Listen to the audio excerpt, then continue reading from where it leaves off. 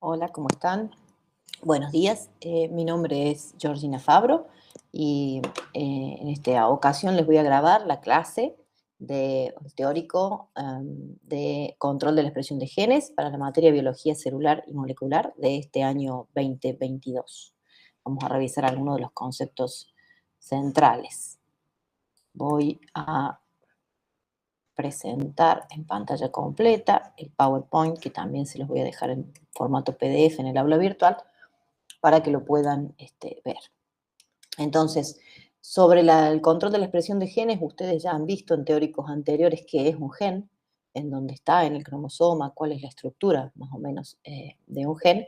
Ahora vamos a ver qué pasa cuando ese gen se expresa o no se expresa, sobre todo teniendo en cuenta la diversidad de células que componen un organismo y que todas esas células contienen el mismo ADN, como puede ser que tengamos células con funciones tan diferentes. Para graficarlo, les traigo una figura del libro de cabecera de la cátedra, que es el Alberts, ya que tienen una neurona, por ejemplo, y un hepatocito. Podrán ver que ambas son células, en este caso podemos asumir que humanas, y tienen muy diferente fenotipo, ¿sí? Las ramificaciones de la neurona y el tamaño pequeño del hepatocito sin ningún tipo de ramificación. Sin embargo, si uno mira el núcleo de estas células, contienen el mismo ADN, ¿sí? El mismo genoma. Podemos pensar en el genoma, de la especie que sea, como un conjunto de palabras, como una especie de diccionario. Y con esas palabras uno puede armar diferentes cosas. Y piensen que con palabras de un diccionario español uno puede, a una persona muy creativa, puede generar, por ejemplo, los poemas de Alfonsín Storni, o se pueden generar las novelas de Borges, con un mismo set de palabras, pero son elementos de arte totalmente diferentes. Con la transcripción, como modo de regular la expresión de los genes, ocurre lo mismo, ¿sí? A partir de un mismo genoma podemos expresar conjuntos de genes bien diferentes en distintas células y obtener estos fenotipos tan distintos. En la antigüedad se pensaba que lo que ocurría durante esta diferenciación, cuando encontraban estas células ya en estado diferenciado, pensaban que lo que había ocurrido era que se había perdido ADN, o sea, que había desaparecido una porción de ADN y quedaba otra, y dependiendo de la porción que quedaba, la célula tenía un determinado fenotipo, ¿sí? Hoy sabemos que la diferenciación celular, que es este proceso de pasar de una célula totipotente, como es, por ejemplo, un óvulo fecundado, a todas estas células específicas de nuestro cuerpo, de la piel, o de cualquier especie, ¿no? La de la piel, la de los huesos, las neuronas, etcétera, no implica ninguna pérdida de genes en el genoma, ¿sí? ¿Cómo se logra esta diferenciación celular? ¿Cómo obtenemos diferentes células a partir de un mismo genoma? ¿Sí? Bueno, tenemos que pensar que hay algunos procesos que todas las células los van a hacer, no necesitan hacer. Por ejemplo, necesitan replicar el ADN, necesitan dividir células, o sea, se generan más membrana para poder dividirlas, necesitan que las mitocondrias funcionen, que el citoesqueleto, ¿sí?, esté funcionando para transportar moléculas dentro de la célula, necesitan ciertos ciclos enzimáticos, con el ciclo de Krebs, y todas esas proteínas, ¿sí?, que se necesitan para estas funciones están producidas en base a la lectura del ADN y el paso de ese ADN a ARN mensajero y luego la traducción a proteínas. O sea que va a haber genes que se van a estar expresando en la mayoría de las células de un organismo todo el tiempo. Piensen en los genes de las histonas, por ejemplo. Sin embargo, hay otros mensajeros, ARN mensajeros y otro tipo de ARN, pensamos siempre en mensajeros porque son los que codifican a proteínas, que solamente se van a expresar en ciertas células especializadas. Digamos, el tipo de proteínas que se expresan en una neurona, algunas, no son las mismas que en un linfocito. Piensen en la hemoglobina, se expresa, por ejemplo, en los glóbulos rojos, pero no se expresa tanto en otros tejidos del cuerpo, ¿sí? Mientras que, por ejemplo, la miosina es una proteína que se expresa mucho en los tejidos musculares, ¿sí?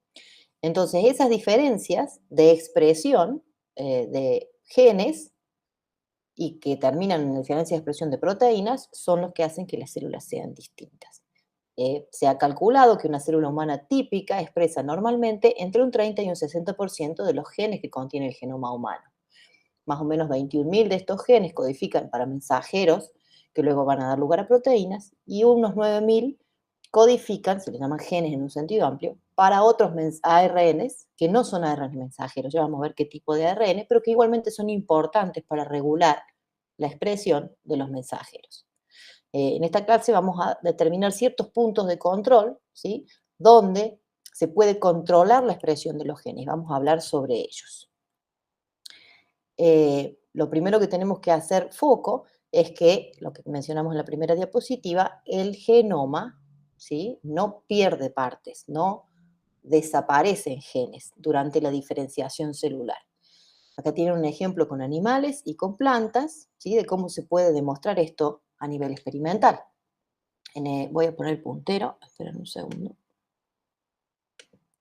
En este caso se hizo un experimento tomando el núcleo de células epidermales, o sea, de la piel de una rana adulta, células que están diferenciadas completamente. Ese núcleo se transfirió a una célula totipotente, como es, por ejemplo, el óvulo, ¿sí?, de una rana, al cual previamente se le había enucleado, se había sacado el núcleo que originalmente tiene. Al transferir ese núcleo, que uno lo puede pensar de una manera como viejo o diferenciado, a un ambiente de una célula totipotente y pasado un cierto tiempo, ¿sí? Este núcleo comienza a transcribir, comienza a expresar muchos genes que ya no expresaba esta célula diferenciada, pero que siguen estando presentes en el ADN. Puede dar lugar a un embrión normal y a un renacuajo y una rana adulta completamente normales, ¿sí? En plantas, por ahí es un poco más intuitivo, porque ustedes saben que toman un pedacito de una planta, lo ponen en tierra y regenera la planta entera. Distintas partes de la planta, en este caso son unas células de zanahoria, de una raíz, uno las deja proliferar in vitro en un medio adecuado, ¿sí? No nos hace falta un óvulo como en este caso, se pueden separar las células individuales y cada una va a poder dividirse, generar una especie de embriones in vitro y regenerar una planta completa. Esta es la base de la clonación en plantas, que se usa mucho en biotecnología. Y esto que mencionamos anteriormente es la base de la clonación en animales, ¿sí? Entonces verán que esta, para el que parece una clase muy básica, tiene una aplicación, ¿sí? Tiene una directa relación la ciencia básica con la parte aplicada. En este otro ejemplo, quería mostrarles, en el caso de proteínas, uno también puede distinguir tejidos u órganos que expresan diferentes proteínas. Tenemos dos órganos podemos asumir, un ser humano, y estos son unas corridas electroforéticas que separan las proteínas, primero por su peso molecular, en este sentido, y luego por su punto isoeléctrico. Y las que están marcadas en color azul son proteínas que ustedes ven que van a estar en un tejido, como esta, pero no en el otro. Mientras las que están marcadas en color rojo son proteínas que están en ambos. A veces no corren exactamente igual, pero son proteínas conservadas que están en ambos. O sea, vamos a tener, como dijimos con los genes, que van a dar mensajeros y van a dar proteínas, ciertas proteínas que van a estar expresadas en todos los tejidos, porque es necesario que sean. Piensen en la replicación del ADN, ¿sí? Piensen en la ADN polimerasa, en la ARN polimerasa, en las histonas, tienen que estar en todas las células, mientras que otras que son específicas de ciertas funciones que tiene ese órgano, ¿sí? Estas van a ser probablemente proteínas que se expresan en neuronas. Mientras que en el hígado va a ser proteínas que necesitan, por ejemplo, para realizar ciertas actividades enzimáticas que solamente el hígado realiza. Para repasar un poquito el concepto de gen, que ustedes deben haber visto en la clase anterior con la doctora Monti, vamos a definir gen de un modo bastante amplio. En general, el dogma central de la biología molecular establecía que un gen, mediante la generación de un ARN mensajero, nos iba a redundar en una proteína. Ese era el dogma, un gen, una proteína. A lo largo de muchos años de investigación se ha observado que hay muchas excepciones a ese dogma general, que es regla en algunos casos, pero no en todos. Entonces, a partir perdón, de una molécula de ADN que se transcribe y genera un ARN mensajero, podemos obtener por traducción una proteína.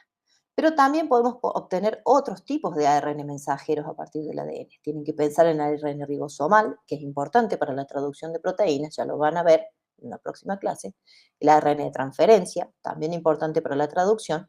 Y ARNs pequeños, hay un mundo de ARNs pequeños, y ARNs largos no codificantes que se han descubierto en los últimos años, tienen funciones regulatorias sobre el propio ADN. Por eso esta flechita que vuelve hacia acá. Hay una población de ARNs, unos van a dar proteína, otros van a colaborar en la síntesis de proteínas y algunos van a regular a la generación de los propios mensajeros. Ya lo vamos a ver más al final de la clase. Como venimos diciendo en las primeras diapositivas de esta clase, de una misma molécula de ADN que está en un cromosoma, en el núcleo de un determinado organismo, hablamos de eucariotas cuando decimos núcleo, pero puede ser también en el citoplasma de una bacteria, estos genes, por más que estén en la misma molécula de ADN, pueden tener distintos niveles de transcripción, o distinta tasa de copia a RNA. O sea que hay mucha tasa de copia, muchas moléculas y muchas proteínas producidas a través de estas moléculas, y aquí hay pocas. Y estamos hablando la misma molécula de ADN. ¿Qué genera esa diferencia? Ahora lo vamos a ver. Este ejemplo es un ejemplo de cartoon, ¿sí? De un dibujito. Bueno, este es un ejemplo un poco más realista de lo que uno ve en el laboratorio cuando hace estudios de expresión génica. En los últimos años, los estudios de expresión génica se hacen con técnicas de avanzada, ¿sí? Secuenciamiento masivo de RNA o RNA-seq, como les puse aquí abajo. Esta es una figura tomada de un trabajo científico, se hizo de verdad. En la parte superior se puede ver el esquema del gen que estaban estudiando, el gen de la beta-actina. Un gen que tiene, porque es de eucariotas, exones, que los ven ahí en rojo, e intrones, que los ven en color naranjita. Cuando uno hace un estudio de RNA-seq, extrae todo el ARN de una célula y lo secuencia, completo. El mensajero, los pequeños, los largos, los codificantes, todos. Y después puede estudiar el que a uno le interesa. En este caso están estudiando los mensajeros, ¿sí? Que corresponden a esta secuencia de ADN. Y estos grafiquitos que se ven aquí abajo son extracciones de ARN de distintos tejidos. ¿Ven? Una célula embrionaria, una célula de hígado, una célula de músculo, de vaso sanguíneo, de piel, de pulmón.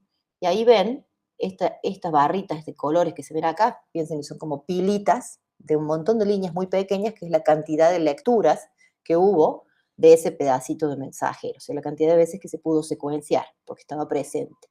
Ahí dice número de lecturas, ¿sí? Son millones en realidad de moléculas que se han podido leer cuando se secuencia, y ven que se nota cómo esto se expresa, después baja un poquito la expresión en los intrones que han desaparecido, que han sido spliceados. Vamos a hablar eso un poquito más adelante de la clase, que es splicing. Es cuando se eliminan los intrones y quedan los exones. Entonces se ve más expresión de los exones que de los intrones, lógicamente, porque cuando se expresan estos genes, los intrones son eliminados. Mientras que otro gen, que es este de la tirosina aminotransferasa, este es un gen específico de tejido, un gen que solo se expresa, como pueden ver aquí, si utilizan las mismas muestras de RNA, en las células del hígado. Este es un gen específico de los hepatocitos, que no se expresa, ¿sí?, en las células de músculo o en los vasos sanguíneos o en las de la piel, o muy poquito, ¿sí?, o casi no se expresa. También los niveles de expresión no son los más altos, pero es el único tejido en el que se está expresando. Entonces uno puede ver que es verdad esto de que las células con una cierta diferenciación, distintas a las otras células del organismo, expresan diferentes genes.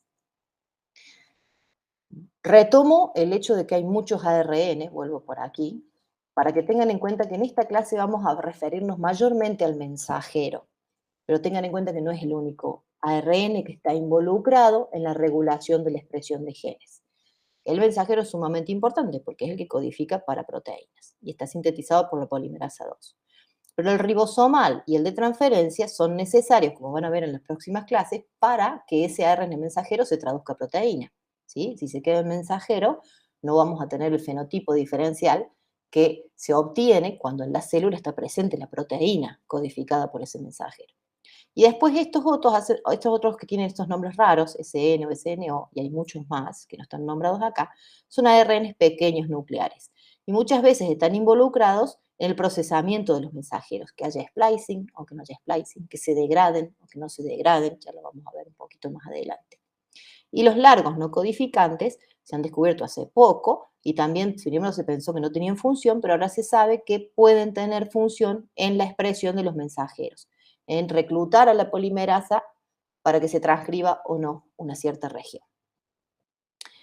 En el caso de eucariotas y procariotas hay unas pequeñas diferencias en los puntos en donde puede haber regulación de la expresión génica. Si recuerdan, procariotas no tienen núcleo, el DNA está en el citoplasma, el cromosoma, Ese DNA se va a transcribir, ¿sí?, a través de una polimerasa a mensajeros que codifican para proteínas. Y en el momento que se transcribe, como está en el citoplasma, puede incluso traducirse, pueden ocurrir al mismo tiempo, ¿sí? Acá no hay ciertos puntos de control que sí existen en las células procariotas. Es una versión más simple de la regulación de la transcripción y vamos a empezar explicando esta parte para que entiendan los elementos que regulan la transcripción de los genes y después se complica bastante cuando pasamos a eucariotas. Los eucariotas tienen un núcleo y ese núcleo que contiene el ADN contiene genes que normalmente no, en procariotas no hay intrones y exones, pero en eucariotas sí, si lo recuerdan. Este transcripto, que se va a transcribir directamente del ADN, primario se llama, tiene los intrones y exones. Tiene que sufrir una modificación de su extremo 5', de su extremo 3' para darle estabilidad y que no se degrade. Una molécula ARN simple cadena es muy susceptible a la degradación y luego tiene que ser exportado fuera de ese núcleo y una vez que es exportado, traducido a proteína. Entonces hay distintos puntos de control transcripcional o de procesado o de degradación. Algunos los vamos a ver en esta clase y otros los van a ver en otras clases. La parte esta de control transcripcional va a ser lo que más vamos a explicar, más largo, que vamos a empezar ahora en otra parte del video. Luego vamos a hablar un poco de cómo ese ARN mensajero se procesa, ¿sí?, muy brevemente para que tengan una idea. Del transporte no vamos a hacer foco porque es muy variable dependiendo de las distintas moléculas de ARN. Y después cómo ese ARN mensajero se inactiva. Y la parte de traducción a proteína y que esa proteína, si es una enzima, por ejemplo, tenga actividad o no, esa parte la van a ver en las próximas clases, ¿sí? Vamos a hacer una pausa en este momento del video para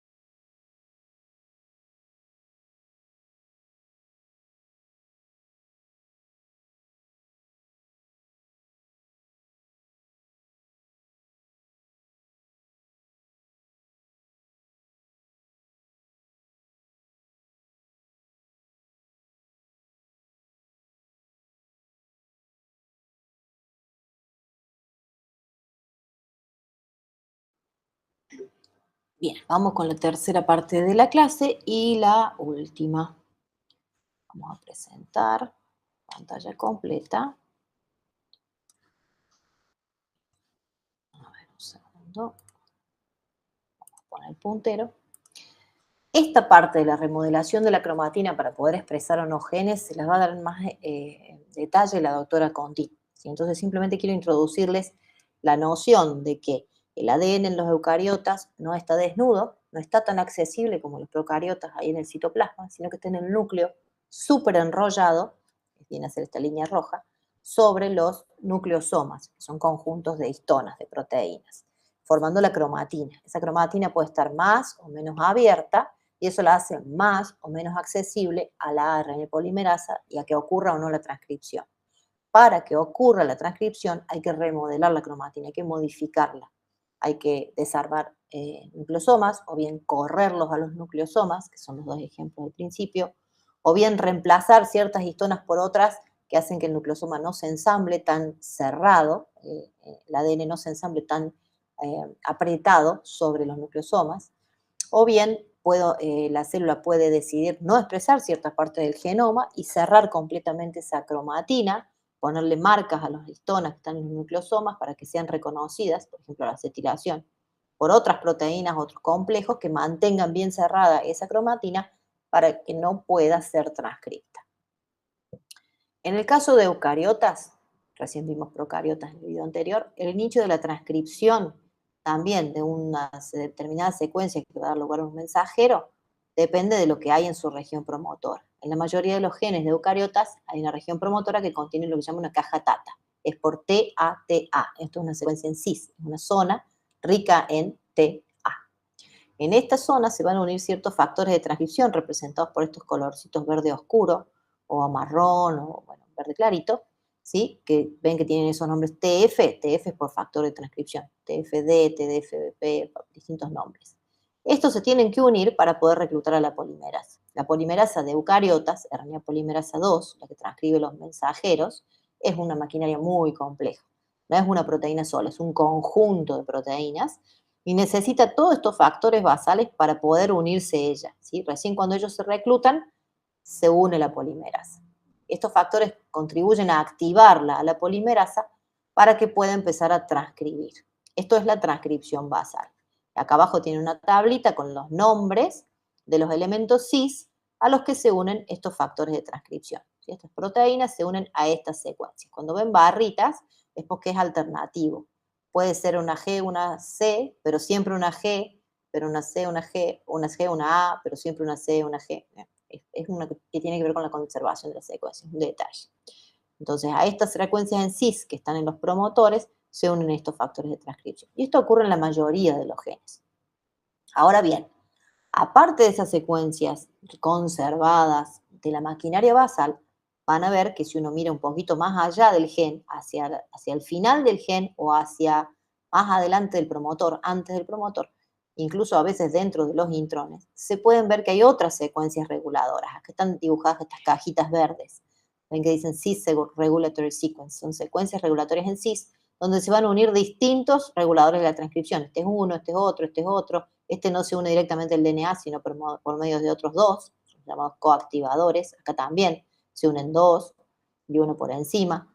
Y esto ocurre, uno dice, bueno, pero si esto está muy lejos, miles de pares de base, ¿cómo puede ser que regule la polimerasa? Bueno, porque el DNA se dobla sobre sí mismo, es una molécula flexible, como se puede ver acá, esta parte gris, se dobla y se va plegando y pueden tener contacto las regiones estas, que está aquí, mediante este factor de transcripción con la maquinaria que regula la polimerasa. Esto que llaman mediador es también un complejo de proteínas que media la interacción entre factores de transcripción, activadores, inhibidores, con la polimerasa. Entonces ahora voy a tener más o menos transcripto de acuerdo a la actividad de los factores de transcripción que se unieron a estas secuencias regulatorias. Los reguladores de transcripción en eucariotas actúan en conjunto. Uno los puede tener sueltos en solución y no hacen absolutamente nada, o no actúan en colaboración, pero una vez que entra en juego las secuencias en cis que están en el ADN, distintas secuencias en cis, ven los colorcitos, reclutan a distintos factores de transcripción. Normalmente no reclutan a uno solo, sino a un par. Forman heterodímeros, por ejemplo, o reclutan a varios. La actividad de varios de estos tienen que ver con que, y coactivadores incluso, con que la transcripción se active o se apague, o se active o se apague. Van a ver que cada vez se vuelve más complejo. Acá hay dos factores de transcripción y un coactivador, acá también, pero acá aparte de un coactivador hay un RNA largo, no codificante, que les dije que tenían que ver con la regulación de la transcripción. No vamos a entrar en detalle, pero los RNAs largos no codificantes no son mensajeros, no son ribosomales, no son de transferencia, pero sí en el núcleo cumplen la función de reclutar activadores, de reconocer a factores de transcripción y reclutar activadores y formar una especie de andamio, ¿sí? Para que actúe la polimerasa y se active o no, esto puede ser negativo, la transcripción. Los factores de transcripción, recordemos que son proteínas. Las proteínas pueden ser reguladas por la unión de ligandos. Ya lo vimos recién con el caso del triptofano y con el caso del operón LAC, el represor y la lactosa. Entonces, los factores de transcripción, ¿sí?, pueden ser inhibidos por otra proteína, así como se une aquí un coactivador, esto puede ser un correpresor. Unión proteína-proteína, puede ser que ahora no pueda trabajar ese factor de transcripción.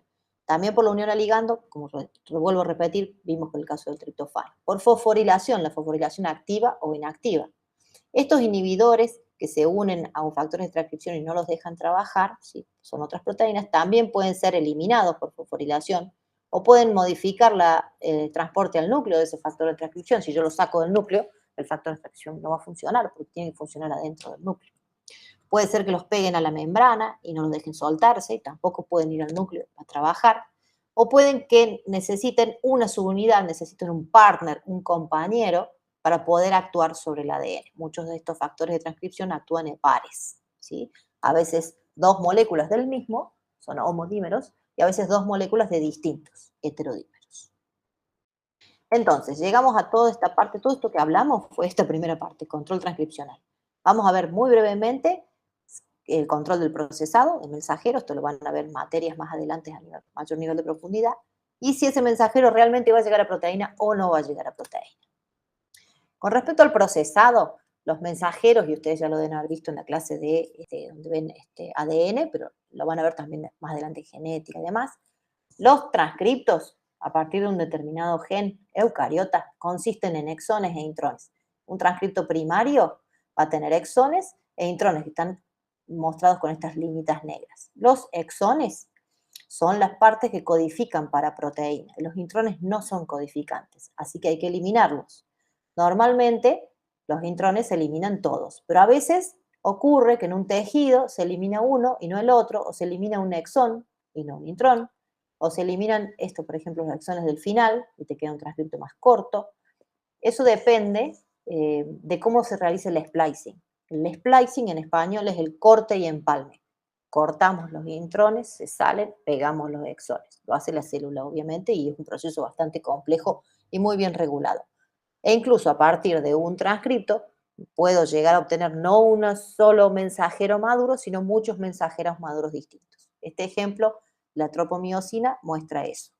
El gen de la tropomiosina tiene exones e intrones, y dependiendo de la célula en la que se exprese, lo que cambia no es el nivel de transcripción necesariamente, sino cuáles exones e intrones se quedan y cuáles se van.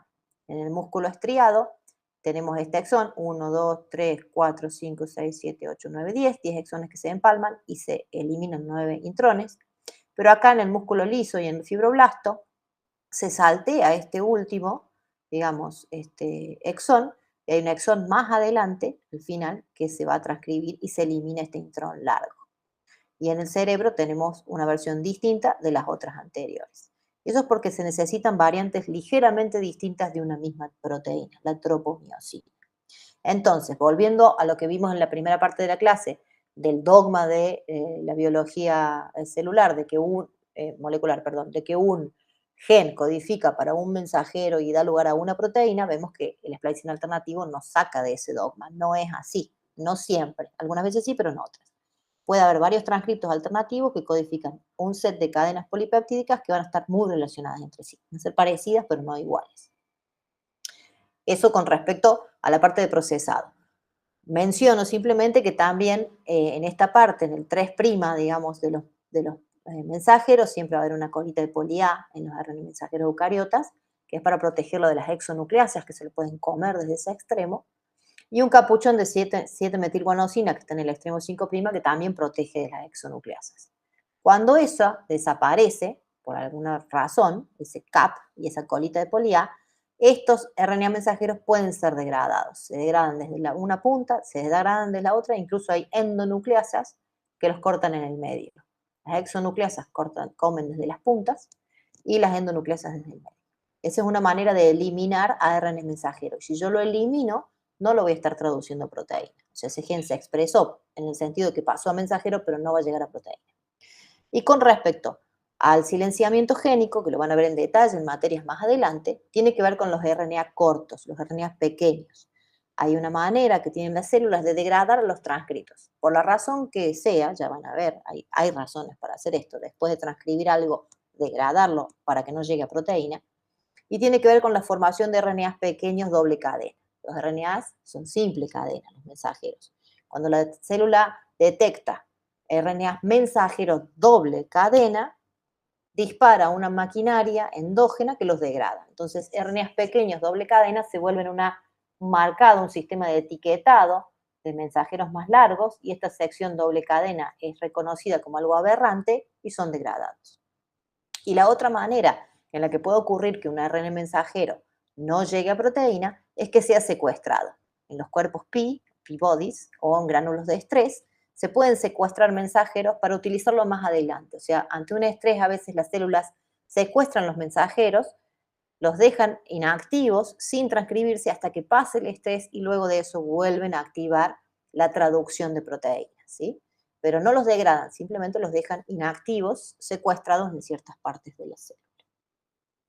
Entonces, resumiendo, volviendo a la idea de la neurona y el hepatocito, todo lo que les conté, habrán visto que se va volviendo los niveles de complejidad más grandes, ¿sí? Y hay un control combinatorio de muchos factores de transcripción sobre muchas secuencias reguladoras en cis, ¿sí? Y combinados positivo o negativamente entre ellos me pueden dar una gran variedad de células que con la misma información genética me muestran un distinto fenotipo. Esta es una manera de esquematizarlo.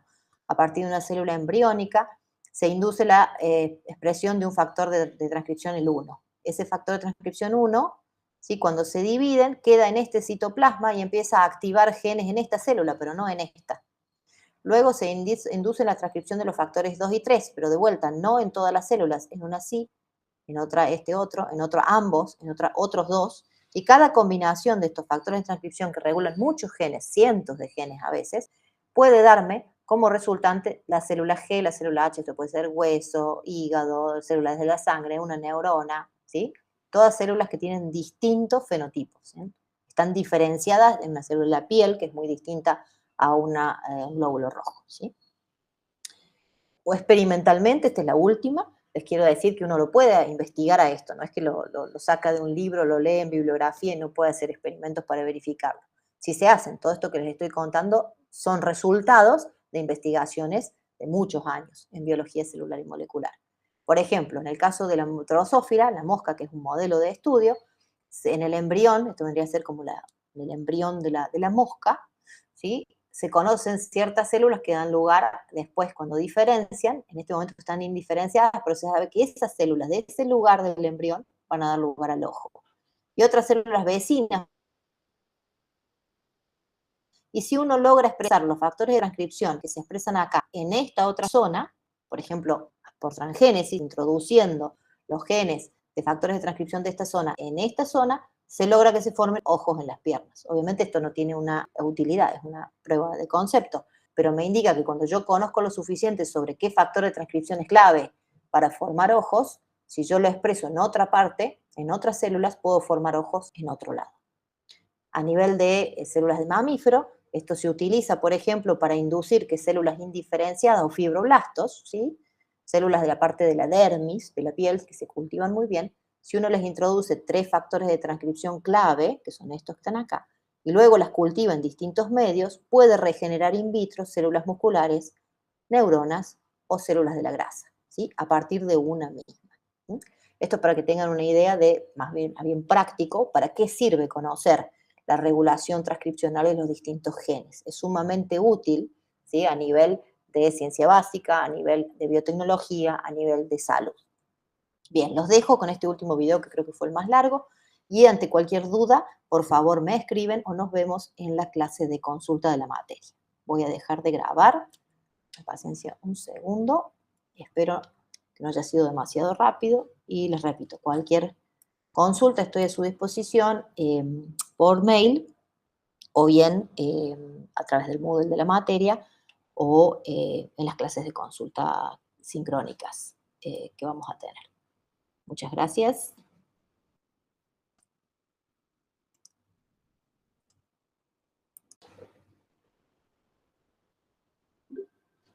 Bien, vamos a seguir con la segunda parte de esta clase de regulación de la expresión génica para biología celular y molecular del 2022. Nos habíamos quedado aquí en un esquema de, a partir del ADN y la producción del ARN mensajero primario en este caso para producir proteínas, cómo iba a ser regulada la transcripción, lo vamos a ver a continuación, el control transcripcional, cómo es transportado, no vamos a ver detalles de eso, pero sepan que hay un punto de regulación del transporte, y una vez que está transportado al citoplasma puede ir a ser traducido a proteína, y esa proteína puede ser activada o no, si tiene una actividad enzimática, o puede ser inactivado. En esta clase particular vamos a hacer foco en los puntos 1, en los puntos 2, del procesado del primario al maduro, y en el punto 5, que es la degradación. La parte de proteínas, de generación, traducción de proteínas, y si estas proteínas son activas o no, la van a ver en la siguiente clase. Entonces, cuando hablamos de control transcripcional de los genes que están en el ADN, tenemos que tener en cuenta dos moléculas y la unión entre ellas, la unión entre proteínas y ADN. El ADN, si recuerdan, es una molécula, digamos, representa la doble cadena con el surco mayor y el surco menor, y las bases que están unidas, guaninas con citosinas, adeninas con tíminas, ¿sí? Formando puentes de hidrógeno. Hace mucho tiempo se pensaba que cuando las proteínas necesitan unirse al ADN, tienen que unirse y abrirlo, que es, por ejemplo, lo que sucede con la síntesis de ADN o con vamos a ver, la transcripción con la RNA polimerasa. Pero las proteínas reguladoras de la transcripción no necesitan abrir el ADN y se pueden unir por fuera, ¿sí? En estas superficies del surco menor o del surco mayor, y lo van a hacer formando puentes de hidrógeno con algunos átomos que tienen la disponibilidad para formar puentes de hidrógeno con los residuos aminoácidos de las proteínas. Estos que están marcados aquí, voy a poner puntero, en color rojo y en color eh, azul, son los átomos, ¿sí? Que pueden ser donores de puente de hidrógeno o receptores de puente de hidrógeno. A esos átomos se van a unir por puente de hidrógeno residuos de aminoácidos de las proteínas que se unen al DNA. Piensen acá en los factores de transcripción o las proteínas reguladoras de la expresión génica. Aquí se ve cómo se unen a esta base mediante estas dos puentes de hidrógeno los residuos de esta asparagina. Distintos aminoácidos de los factores de transcripción pueden unirse al mismo o a diferentes bases en una secuencia de ADN. Eso depende de si estas bases son A, T, C o G y el orden en que están una al lado de la otra. Entonces, este esquema de la derecha representa una doble cadena de ADN con su surco mayor o menor y los distintos puntos, que están mostrados por la flechita, donde ciertos residuos de aminoácidos hacen contacto con ciertas bases del ADN. ¿Sí? También pueden hacer contacto con átomos que están en los azúcares o en los esqueletos fosfato del ADN. Entonces, esta es la base química de la unión de los reguladores transcripcionales al ADN. Estos reguladores transcripcionales o elementos en trans son proteínas, como dijimos recién. Generalmente se los llama factores de transcripción, si bien hay otras proteínas que también pueden unirse al ADN y regular la expresión de los genes, como son los remodeladores de la cromátina. Este es un esquemita de las diferentes estructuras que pueden tener, ya vamos a ver más adelante algunos más, los factores de transcripción. ¿Sí? Pueden tener hélices alfa, loops, laminas beta, etc. Estos factores de transcripción o elementos en trans, y en trans tiene que ver con de dónde vienen, fíjense, son proteínas, ya sus mensajeros se transcribieron, se tradujeron, están en el citoplasma, vuelven al núcleo en el caso de los eucariotas, y en el caso de los procariotas se mueven, digamos, por el citoplasma buscando el cromosoma bacteriano, y se unen a una molécula de distinta entidad. Son proteínas que se unen a ADN, por eso en trans. Actúan estos elementos en trans sobre secuencias en cis. Cuando hablamos de secuencias en cis o elementos en cis, nos referimos a ADN. Están en la misma secuencia del cromosoma donde están los genes que se van a transcribir. ¿Sí? Y estas secuencias en cis son, por ejemplo, las secuencias promotoras y otras secuencias reguladoras, inductoras o represoras, donde se van a unir los factores de transcripción, inductores o represores. Estos elementos de la regulación transcripcional actúan sobre una maquinaria basal de transcripción. ¿Sí? La mayoría de los genes van a tener promotores basales donde se van a unir las ARN polimerasas. Polimerasa una en el caso de las bacterias y hay varias en el caso de los eucariotas. Va a haber proteínas que abran y desarrollen el ADN para que se pueda transcribir. Va a haber factores de transcripción denominados basales que siempre están ahí, son necesarios para la transcripción de la mayoría de los genes. Y obviamente marcos abiertos de lectura que van a ser transcritos. Sobre esa maquinaria basal van a trabajar estos elementos de trans y van a existir estas secuencias en cis. Este es un ejemplo de una transcripción en células procariotas.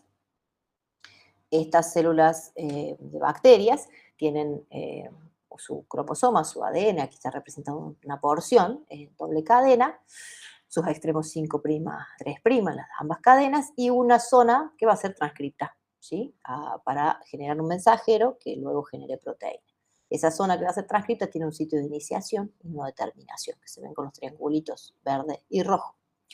Justo adelante del sitio de inicio de la transcripción hay una zona verde que está amplificada acá, que viene a ser el sitio de unión, una secuencia en cis regulatoria, sitio de unión de un factor de transcripción, que es esta bolita amarilla, y que representa el factor sigma, un factor de transcripción de bacterias que se une a la mayoría de los promotores de los genes bacterianos y recluta a la ARN polimerasa que está dibujada acá en azul. Una vez que se une ese factor a esta secuencia en cis, se une la polimerasa y comienza a abrir el ADN y a transcribir. Aquí se ve en azul la hebra de ARN mensajero que va en dirección 5' a 3', que se transcribe en base a esta hebra del ADN, la 3'. El factor sigma actúa solamente al inicio de la transcripción, luego se libera y cuando se termina la transcripción se libera la polimerasa. Ambos elementos se pueden reciclar para volver a transcribir el mismo gen u otros genes. Esta es la maquinaria basal de los procariotas para transcribir genes. Sobre esto van a actuar otras secuencias en cis que pueden estar localizadas un poco antes del promotor, por ejemplo, o incluso a veces después, y van a actuar factores de transcripción regulatorios que van a promover o inhibir esa transcripción basal. Aquí hay un ejemplo, ¿sí?, de esos factores. Se puede ver un factor de transcripción activador, ¿sí?, que en este caso está en azul oscuro, que se une a una secuencia reguladora que está en celeste sobre el ADN y activa a la ARN polimerasa, la cual va a transcribir a una tasa más elevada el gen que está aguas abajo, ¿sí? Va a generar más cantidad de este transcripto. Esta proteína activadora tiene un triangulito puesto ahí rojo. Lo que viene a significar ese triangulito es alguna modificación química o la unión a algún ligando que hace que esta proteína activadora se pueda unir al DNA. A veces estas proteínas están en estado inactivo y no se pueden unir al DNA, necesitan de algún ligando para activarse, unirse al ADN e inducir a la RNA polimerasa. Por otro lado, a veces puede ser necesario reprimir la expresión de un gen, no necesito que se exprese. Entonces, en esos casos, los factores de transcripción pueden actuar de forma represiva. Un ejemplo es el operontriptofano. Aquí tienen un pedazo del cromosoma de bacterias, la zona promotora, que está por delante del operontriptofano, son varios genes que codifican para enzimas de la síntesis de este aminoácido. En la zona promotora hay zonas basales para que se una la polimerasa, que están ahí en amarillo, y también hay una secuencia operadora, acá representada en verde, donde se puede unir o no un represor. En el caso de que no haya triptofano, la célula no va a necesitar, va a necesitar sintetizarlo, va a necesitar obtenerlo. Si no está en el medio, lo tiene que obtener. Entonces, en el caso de bajo triptofano, este represor se encuentra inactivo, ¿sí? No, por su conformación tridimensional no puede unirse al ADN en la región verde clara, que es su región cis. No se puede unir, la polimerasa sí se une y continúa la transcripción normal y se generan los transcriptos que van a dar lugar a las proteínas, enzimas que van a sintetizar el triptofano. Y así la célula va a obtener el triptofano. En presencia de triptofano, porque hay triptofano en el medio de cultivo, por ejemplo, este aminoácido se une al represor y le cambia la forma. Es un represor alostérico que va a cambiar su conformación tridimensional ante la unión con triptofano y ahora sí va a poder pegarse a esta región operadora. Una vez que se pega, impide el acceso de la polimerasa y ya no se transcriben estos genes, ¿sí?, que son de la síntesis de triptofano. ¿Por qué no se transcriben? Porque no son necesarios. Hay suficiente triptofano, no hay que sintetizarlo. Hay otros sistemas de control que se vuelven un pasito más complejos y que son, por ejemplo, en el caso del operón LAC, también en bacterias, regulados por factores de transcripción que inducen y que reprimen la expresión, ¿sí? El operón LAC tiene también un promotor con dos secuencias en cis reguladoras, una de regulación positiva, que va a promover la unión de una proteína CAP, que es un factor de transcripción, con actividad positiva, o sea, va a inducir la transcripción. Y una secuencia en cis con efecto negativo sobre la transcripción de ese gen, donde se va a unir a un represor. Este represor LAC que está en verde oscuro. Aguas abajo de este promotor, y una vez que se transcriban, hay varios genes que tienen que ver con la utilización de la lactosa como alimento para la bacteria, que tiene que ingresar por un transportador al interior de la célula y luego ser degradada. Solamente va a hacer falta expresar estos genes si hay lactosa en el medio y no hay glucosa, porque la bacteria prefiere siempre utilizar primero la glucosa y después la lactosa, ¿sí? Es más trabajo utilizar la lactosa. En el caso de que haya lactosa y no haya glucosa en el medio, hace falta poder metabolizarla, y en esos casos, ¿sí?, va a estar este represor inactivado. Este represor, por unirlo a la lactosa, algo parecido, digamos, opuesto a lo que pasaba con el triptofano, la lactosa se une al represor y lo despega del ADN, le cambia la conformación y el represor se sale, se va. Entonces la polimerasa puede pegarse y transcribir. Y además es activada por la proteína CAP, ¿sí?, que en ausencia de glucosa sí puede pegarse a la región positiva reguladora, porque en ausencia de glucosa aumentan los niveles de AMP cíclico, que es el activador de la CAP. Y ahora tenemos esta regulación positiva que gana sobre la negativa, el operón está on, se transcriben los genes para el uso de la lactosa. Hay lactosa en el medio, ahora la puedo metabolizar. Ahora, si no hay lactosa ni hay glucosa, el operón va a estar apagado, porque si no hay lactosa, el represor va a estar pegado. Por más que el inductor también esté pegado, este gana sobre este y no hay expresión de los genes. En ausencia de lactosa, el represor va a seguir pegado, pero en presencia de glucosa no va a haber un activador, porque cuando hay glucosa no hay AMP cíclico y la CAP no se puede unir. Tampoco va a haber transcripción de los genes. En presencia de ambos, gana la glucosa, ¿sí? La lactosa, ¿sí?, a pesar de que está presente y el represor no está pegado, tampoco está la CAP induciendo la transcripción. Entonces, en estos casos está off. En realidad hay un pequeño nivel basal de expresión, pero bueno, no vale la pena entrar en esos detalles. Ustedes pueden ver cuando ya participan dos secuencias en cis y dos factores de transcripción antagónicos, se complica bastante la regulación de la expresión de este gen y permite responder a muchas condiciones ambientales diferentes.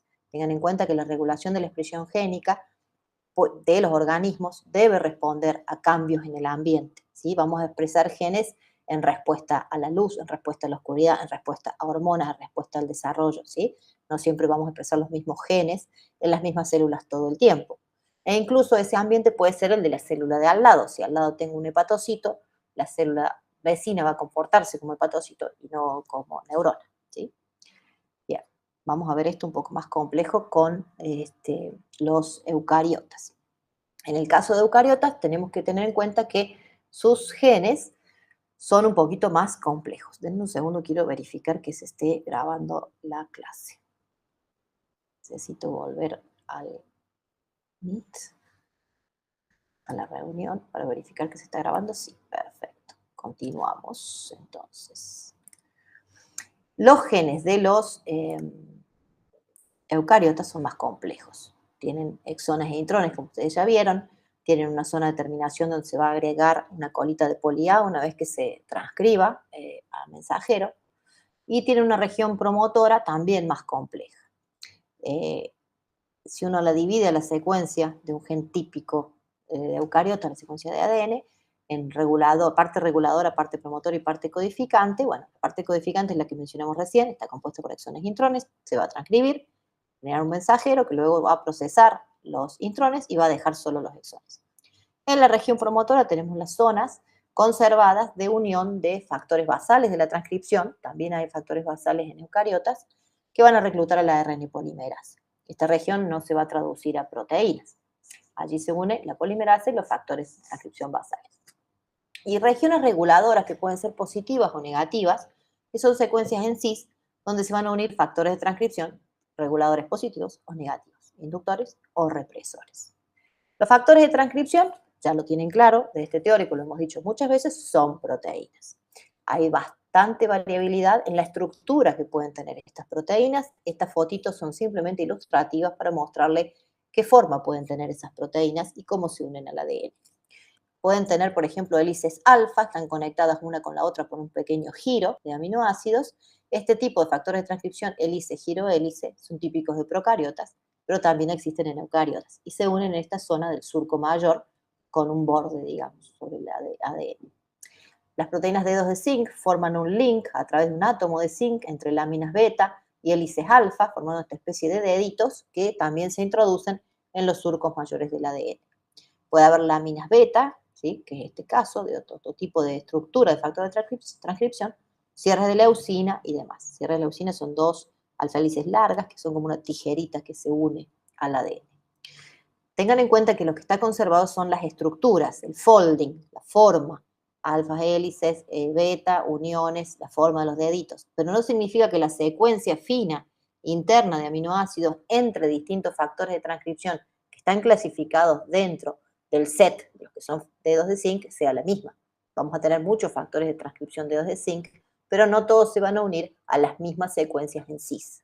La variabilidad de los aminoácidos exactos que conectan con las bases exactas del ADN, eso es lo que nos permite tener muchas secuencias regulatorias que responden a muchos factores de transcripción diferentes.